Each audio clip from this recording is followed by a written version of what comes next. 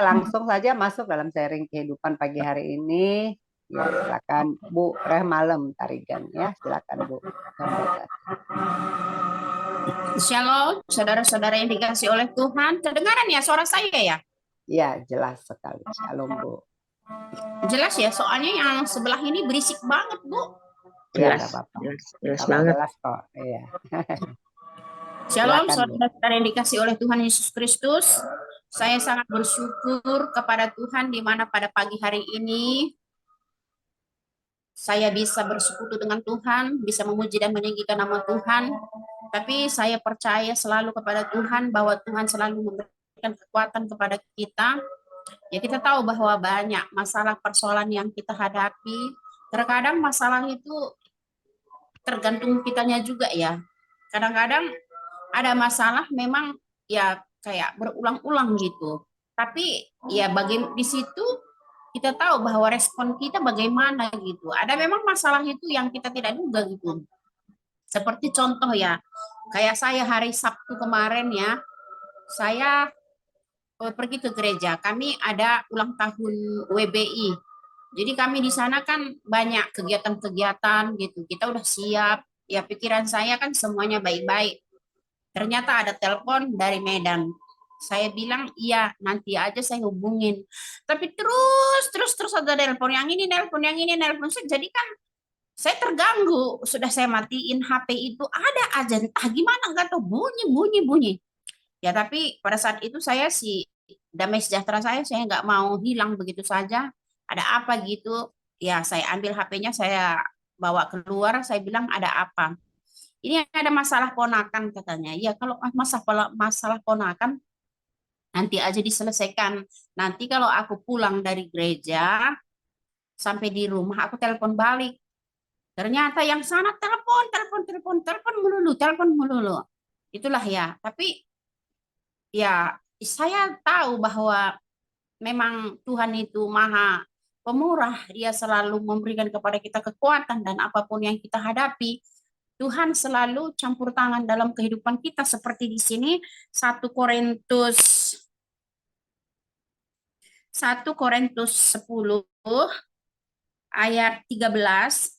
Pencobaan-pencobaan yang kamu alami adalah pencobaan-pencobaan biasa yang tidak melebihi kekuatan manusia. Sebab Allah setia dan karena itu ia tidak akan membiarkan kamu dicobai melampaui kekuatan. Pada waktu kamu dicobai, ia akan memberikan kepadamu jalan keluar sehingga kamu dapat menanggungnya. Jadi pada saat itu ya saya sampai di rumah, saya bilang ada apa?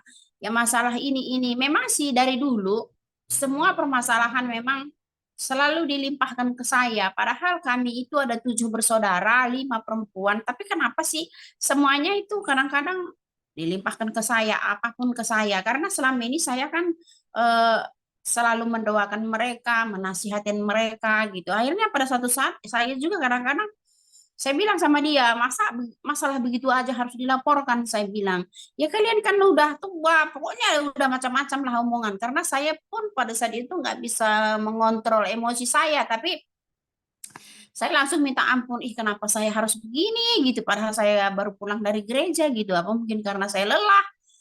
Tambah kemarin hari Minggu juga kayaknya saya kemarin tuh nggak bisa tidur-tidur gitu. Jadi rasa capek, rasa ini. Jadi saya apa mungkin karena sudah bertambah tua ya, saya nggak tahu ya. Tapi saya percaya bahwa campur tangan Tuhan selalu ada pada saya. Tuhan selalu memberikan kekuatan kepada saya. Tuhan selalu memberikan yang tidak pernah saya pikirkan.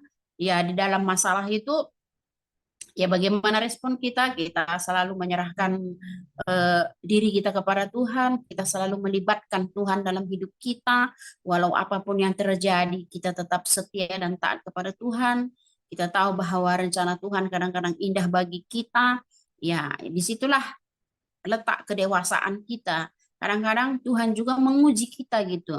Bagaimana kesetiaanmu? Kamu selalu banyak berdoa, bernyanyi, ada masalah begitu bagaimana respon kita, tetapi kita sebagai anak Tuhan dan apapun yang terjadi memang sih terkadang kita jatuh tapi tidak jatuh tergeletak. Karena apa? Karena tangan Tuhan selalu menolong kita. Tapi saya percaya bahwa Tuhan selalu memberikan kekuatan kepada kita, memberikan damai sejahtera sukacita. Terima kasih, itu ada kesaksian saya. tapi kita tetap semangat. Amin. Amin, amin. Terima kasih Bu Rehmalem buat kesaksiannya. Ya tetap semangat ya Bu. Ada Tuhan yang selalu siap menolong kita 24 jam satu hari ya. Selalu on dia ya. Yang penting kita datang berseru. Terima kasih buat kesaksiannya ya. Tadi pencobaan-pencobaan yang kita alami adalah pencobaan biasa. Artinya semua orang yang ada di muka bumi ini bisa mengalaminya. Bukan hanya kita gitu ya.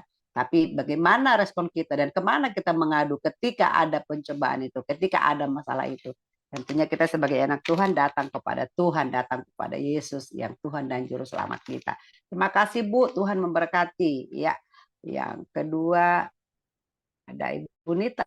Silakan Ibu Nita, firman Tuhan yang mau dibagikan buat pagi hari ini buat kita. Silakan Tuhan berkati. Pagi. Selamat pagi Bu. Cerah Pagi, hari ini pagi, Madiun. pagi nih. Aku cuma mau melihat gimana kita pribadiku juga gitu ya melayani Tuhan seperti Maria Marta waktu kedatangan Tuhan Yesus waktu Tuhan Yesus datang gimana dia melayani. Si Marta juga melayani tapi dalam hal kesibukan ya. Tapi Maria juga melayani dengan setia mendengar. Di posisi ini sama-sama melayani, tapi mana yang lebih indah kita udah tahu lah ya ceritanya ini gitu loh. Jadi kalau aku lihat di sini, kalau ditanya semua orang Kristen, apakah engkau mencintai Tuhan Yesus? Pasti jawabnya iya, pasti mencintai. Tapi kalau dilihat apakah kamu takut Tuhan, taat Tuhan, itu baru bisa dilihat ada nggak ya kita takut Tuhan. Dalam hal-hal tertentu mungkin, dalam hal-hal yang lain ada yang lost gitu ya. Jadi kalau dibilang mencintai Tuhan aja itu nggak bisa gitu loh. Jadi selain mencintai Tuhan ya harus ada ketaatan atau takut akan Tuhan gitu loh. Karena di dalam pelayanan ini kalau aku lihat ya untuk anak-anak muda ya aku pernah suka bukan ngumpul lah ibadah gitu lihat jadi abis mereka singer WL mereka bukan duduk manis dengar khotbah apa karena mereka udah isi WL pagi siang gitu sore gitu ya 3 kali ibadah tapi nggak duduk manis jadi abis nyanyi ya mereka keluar gitu loh mau rumpi-rumpi di luar nanti kalau udah mau tutup acara lagi masuk aku sampai agak terganggu ya tapi memang bukan di gerejaku mungkin itu kebiasaan gitu ya tapi aku juga agak terganggu nah jadi aku melihat ya memang melayani ya itulah melayani gitu tapi untuk taat dan takut akan Tuhannya nggak terlihat gitu loh jadi ya sedih juga sih. Jadi kalau itu aku jadi belajar begini. Ya aku percaya Tuhan harus juga belajar taat dan takut akan Tuhan. Supaya itu klop. Jadi mempunyai hubungan yang manis dengan Tuhan. Itu yang lagi aku cross check sama pribadiku. Supaya aku bisa bukan cuma cinta Tuhan judulnya di mulut. Tapi tidak mempraktekkan dalam sehari-hari yang Tuhan inginkan gitu. Itu aja. Terima kasih. Ya, baik, sama-sama Bu Nita. Terima kasih ya. Makanya Tuhan Yesus ya, waktu dia berdoa sebelum dia ditangkap, sebelum dia diserahkan, dia katakan, tidak sanggupkah kamu berjaga-jaga 1 jam saja gitu ya. Ya, ketika dia sudah mau ditangkap, dia menyuruh murid-muridnya yang menampingi dia, menemani dia, dan disuruh berdoa. Ternyata mereka tertidur, ya. Sehingga Tuhan Yesus mengatakan, tidak sanggupkah kamu 1 jam saja untuk berjaga-jaga. Saya senang dengan firman Tuhan ini. Benar kata Bunita, hari-hari ini sering seperti itu, baik sebagai WL, bahkan ya sebagai pengerja, ada yang seperti itu di beberapa. Tapi yuk kita juga belajar, kita juga mau koreksi diri kita apakah kita seperti itu. Tapi sebaiknya kita harus berubah ya, kita harus bertobat dan mari seperti ini pagi hari kita berikan waktu untuk mendengarkan isi hati Tuhan sebentar karena Allah mau itu ya ketika kita dengar-dengaran ketika kita sungguh-sungguh di hadapan Tuhan Maka dikatakan Allah itu adalah Allah yang pemberi upah bagi yang sungguh-sungguh mencari Dia. Itu dahsyat ya. Tuhan berkati, makasih buat uh, sharingnya Bu Nita. Tuhan memberkati, tetap semangat ya Bu. Shalom.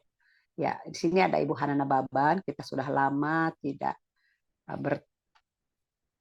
bertegur sapa. Ya, kita mau dengar bagaimana kesaksian Ibu Hanana Baban dari Batam. Shalom Bu Hanana Baban, silakan Bu. Mungkin ada yang mau dibagikan buat pagi hari ini untuk kami. Silakan langsung saja buka mic-nya dan juga buka kameranya. Tuhan berkati. Shalom Bu, selamat Ya, pagi. shalom. Pagi. Hari ini hanya kesaksian aja ya. Ya, kita berbagi Kita sharing kita setiap bagaimana hari Tuhan Senin. berbicara dalam pelayanan. Amin. Oke, puji Tuhan. Kami bersyukur buat kebaikan Tuhan bagi keluarga kami. Amin. Kami tinggal di Batam. Ya. Kami tinggal di Batam dan saya punya anak 3. Suamiku marga Siburian. Ya. Di puji Tuhan untuk saat ini kami bersyukur dengan kebaikan Tuhan, anugerah Tuhan, dan hati yang Tuhan berikan bagi kami untuk tetap setia melayani Tuhan. Amin. Nah, jadi hal ini udah lama kami kerjakan sejak kami tinggal di Batam, yaitu memberitakan Injil atau penginjilan untuk saudara-saudara kita suku Sampan. Jadi kami pergi ke pulau-pulau kecil yang ada di sekitar Batam. Dan puji Tuhan, rupanya masih banyak lagi di sekitaran kita orang-orang yang belum pernah mendengarkan Injil, walaupun ini sudah di kota besar ya, kota Batam. Di pinggirannya itu masih banyak pulau-pulau kecil yang sama sekali belum terjangkau. Ya. Jadi kiranya Tuhan memberikan pertumbuhan pada saudara-saudara kita yang sudah mendengarkan kabar baik yang ada di pulau-pulau sekitar pulau-pulau kecil Batam, Bu. Amin. Dan juga masih banyak yang walaupun di pikiran kota besar masih banyak anak-anak itu yang belum membaca, belum bisa membaca, belum sekolah, usianya udah besar, usianya udah selayaknya sekolah. Dan umur 12 tahun sudah ada yang sudah ada yang dinikahkan, menikah. Nah, saya 11 tahun dan ibu-ibu juga banyak yang belum bisa membaca. Wah. Pendidikan sangat minim bagi mereka yang tinggal di pulau gitu. Jadi untuk itu kita orang-orang percaya kalau kita tidak bisa pergi untuk ke depan menjadi garis depan untuk mereka, kita boleh berdoa di tempat kita masing-masing karena doa itu kekuatan karena doa itu berkuasa. Amin. Ya, jadi sebagai orang percaya dimanapun kita tinggal, mari kita berani, rela untuk pergi memberitakan kabar baik untuk saudara kita. Mungkin di sekeliling kita, mungkin waktu kita pergi belanja di warung, mungkin waktu kita pergi shopping ke mall, atau di jalan-jalan, di mana waktu senam, waktu olahraga, pergunakan waktu. Karena waktu itu sangat berharga, waktu itu anugerah yang Tuhan berikan kepada kita. Karena apa yang kita tabur, nanti Tuhan akan lihat itu. Mari kita bergandengan tangan ibu-ibu semuanya. Ibu Nita, Ibu Tia, Ibu Shirley, Ibu Rehmalem Tarigan, Ibu Vera, Bapak Tarigan, Pak Surbati, Pak Juhaini, dan Ibu Lydia Lalang. Amin. Dan puji Tuhan, kemarin kami dijamu tinggal tanggal 29 kemarin dijamu oleh Ibu Haji di Nak Biromanya. Ya, itu satu anugerah Tuhan yang sangat luar biasa yang kami alami ya. Amin. Ya, jadi dan mereka jamu semua makanan yang enak-enak. Asik. Dan sampai saat ini yang penting yang kami alami itu, yang penting berani untuk pergi, penyertaan Tuhan akan terjadi menolong kita. Amin. Jadi kalau kita nggak bergerak, penyertaan Tuhan tidak kita alami. Jadi berani, go.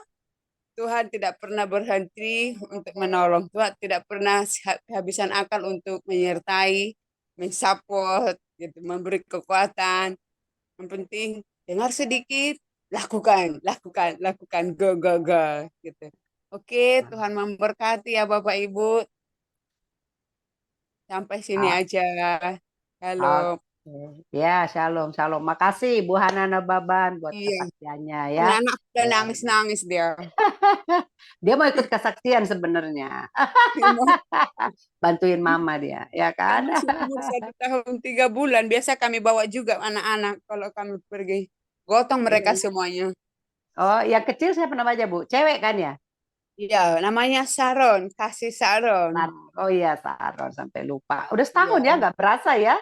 Iya, Berarti kita udah nggak terasa. Udah 1 tahun dia. Iya, berarti udah 1 tahun kita nggak ini, nggak ngobrol. Iya, iya, iya, iya, iya. Di Facebook aja kan dia.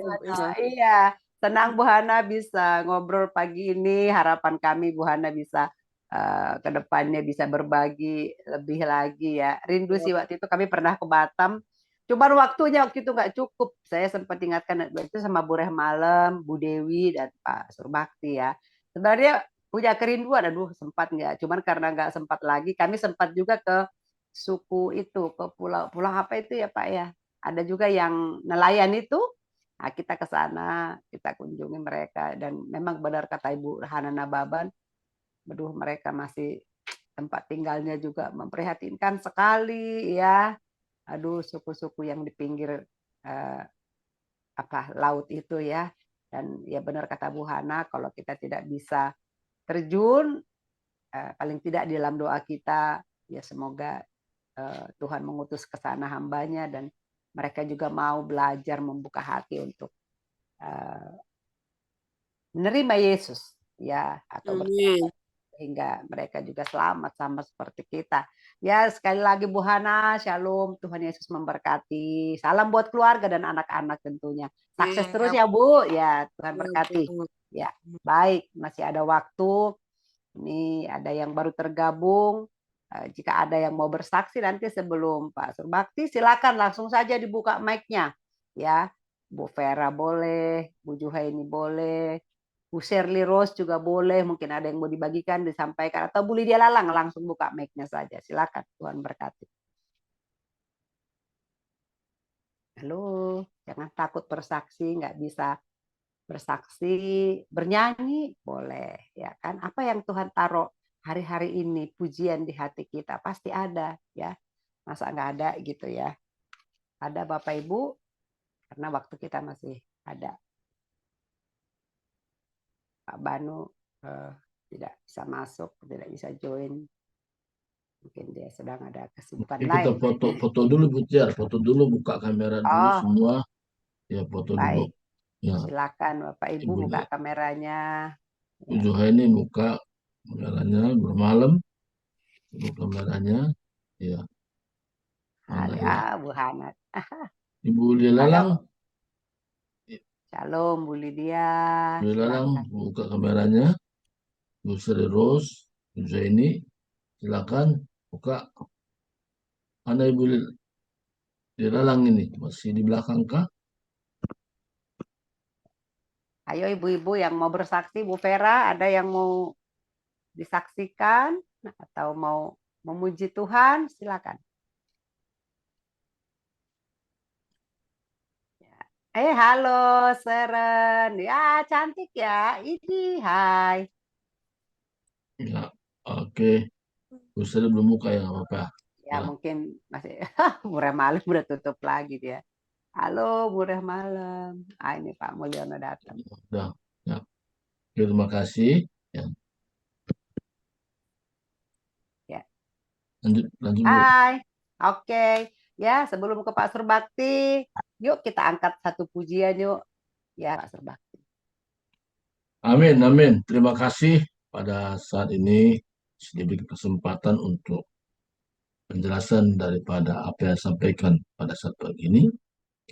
Nah, saya punya ayat emas Roma 8 ayat 27 katakan, dan Allah yang menyelidiki hati nurani mengetahui maksud roh itu, yaitu bahwa ia sesuai dengan kehendak Allah berdoa untuk orang-orang kudus. Di sini cukup jelas bagi kita, Allah yang menyelidiki hati nurani. Apa maksudnya di sini hati nurani? Yaitu kehidupan manusia yang terdalam. Di sini dikatakan bahwa kita bisa bersandiwara kepada manusia. Tapi di hadapan Tuhan, kita tidak bisa bersandiwara dalam arti kata melalui hati nurani. Hati nurani itulah tempat Tuhan menyatakan kehendaknya. Hati nurani juga bisa digunakan oleh manusia menolak firman Tuhan, menolak didikan Tuhan, menolak ajaran Tuhan.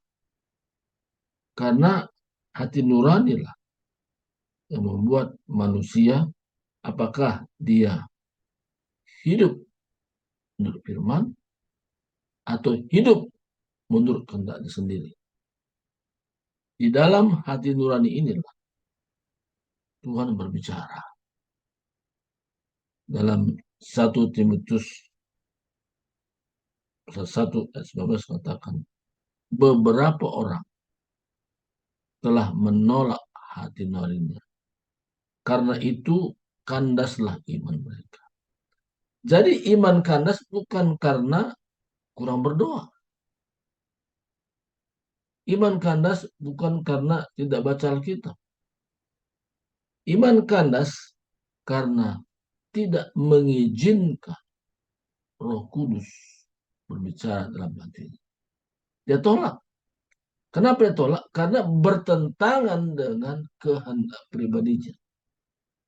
Mungkin Ibu Tiar bisa baca 1 Timotius pasal 1 ayat 19.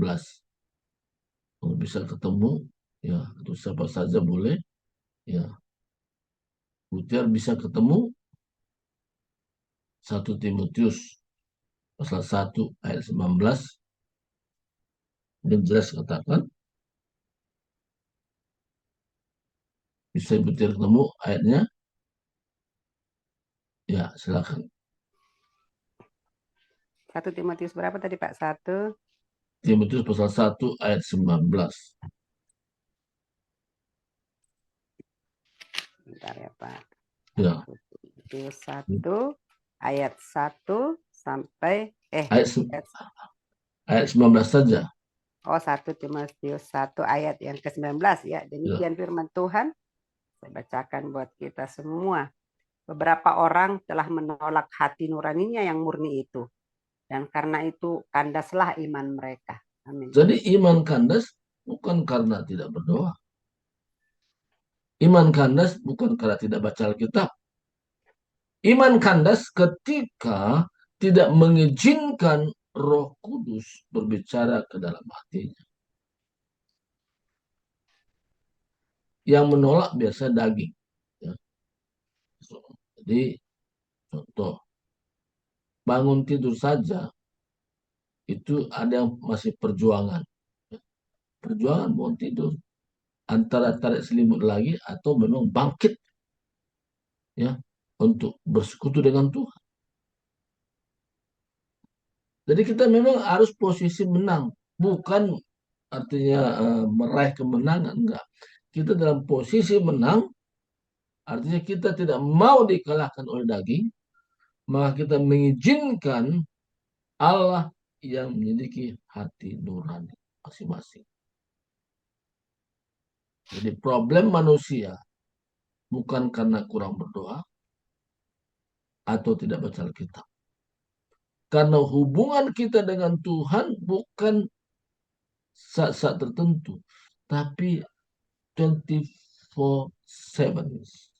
Artinya 24 jam per hari. Jadi kita sementara duduk bisa merenungkan firman. Sementara berdiri bisa merenungkan firman. Sementara berbaring bisa merenungkan firman. Ketika firman Tuhan menguasai alam roh kita, maka kita menang atas segala godaan apapun. Godaan iblis, kita menang. Dari kemenangan itu ketika kita mengizinkan Allah yang memiliki hati nurani. Kita mengizinkan sepenuhnya, leluas. Jadi kita berkata, inilah hidup.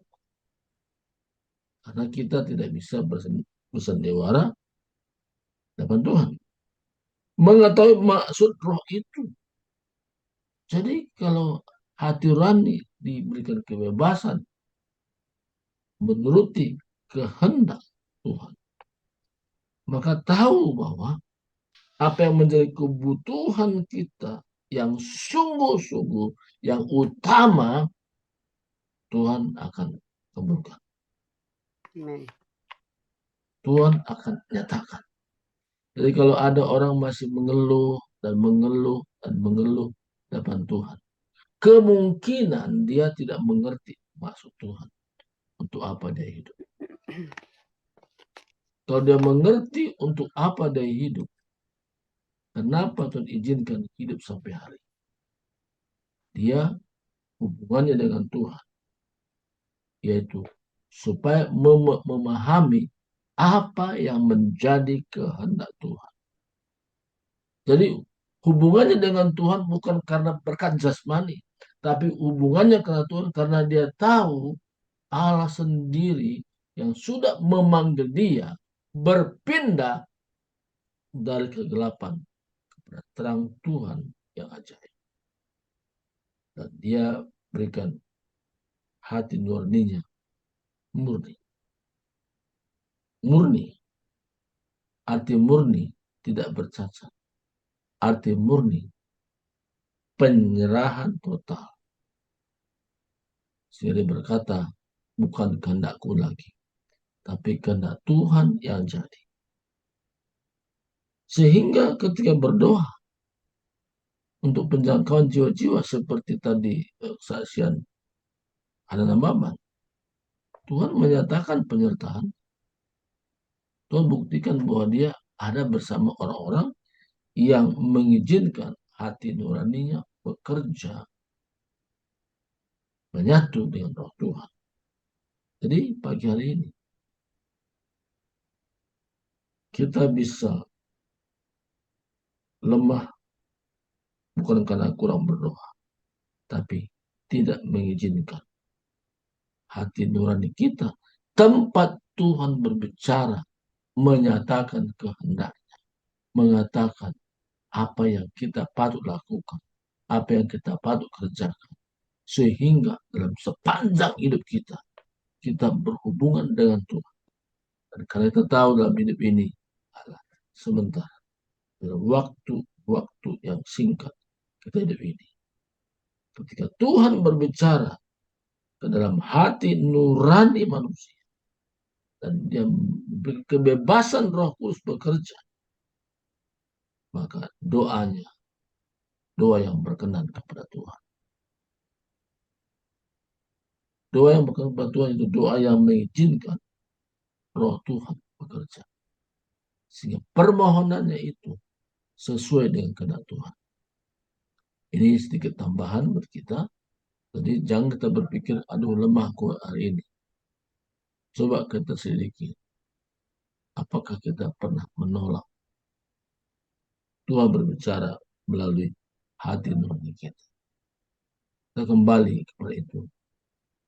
Katakan, berikan aku kekuatan Tuhan, supaya aku mengizinkan leluasa Tuhan berbicara melalui hati nurani. Kita berkata, Tuhan, aku izinkan sepenuhnya Tuhan menyelidiki hati melalui hati nurani terjadi satu kegerakan yang luar biasa. Ada satu kebangunan luar biasa. Kebangunan buat diri kita. Baru kita bisa membangun orang. Inilah tambahan saya berikan kepada Ibu Tia. Terima kasih. Ya, baik. Terima kasih Pak Surbakti buat pencerahannya pagi hari ini ya. Luar biasa. Saya sangat diberkati banget tadi dikatakan bahwa seorang yang kandas imannya bukan karena kurang berdoa, ya, tapi karena menolak hati nuraninya yang murni untuk mendengarkan suara Tuhan, untuk mendengarkan tuntunan Roh Kudus dalam kehidupannya. Wow, ini keren ya. Jadi yuk Bapak Ibu kita aktifkan hati nurani kita ya. Kita dengarkan. Memang ini sering juga terjadi. Saya juga kadang-kadang bisa seperti itu. Yaitu tadi seperti kesaksian Ibu Nita itu, yaitu dia menurut saya itu karena menolak. Karena saya juga pernah seperti itu, ya. Jadi seorang pengerja dia habis bertugas, tapi pada saat firman Tuhan disampaikan malah di samping ngobrol-ngobrol gitu ya. Nah itu karena menolak hati nuraninya. Pasti hati nuraninya tertuduh itu. Kamu jangan di sini, kamu di dalam, kamu itu harus dengarkan firman Tuhan. Tapi karena dia menolak, sehingga dia memilih untuk di luar dan tidak mendengarkan firman Tuhan. Nah, makanya ya dikatakan seperti itu. Kalau itu terus berlanjut, maka akan bisa membuat iman mereka kandas. Mereka tidak jadi contoh, mereka tidak menjadi murid Kristus yang sebenarnya ya. Jadi saya dulu kalau saya koordinator itu, saya biasanya mereka di konsistori kan, anak-anak muda, saya suruh masuk jangan di sini gitu, di dalam gitu ya, seperti itu ya. Baik, terima kasih buat pencerahannya hambanya Pak Surbakti ya. Kita belajar dan terus belajar.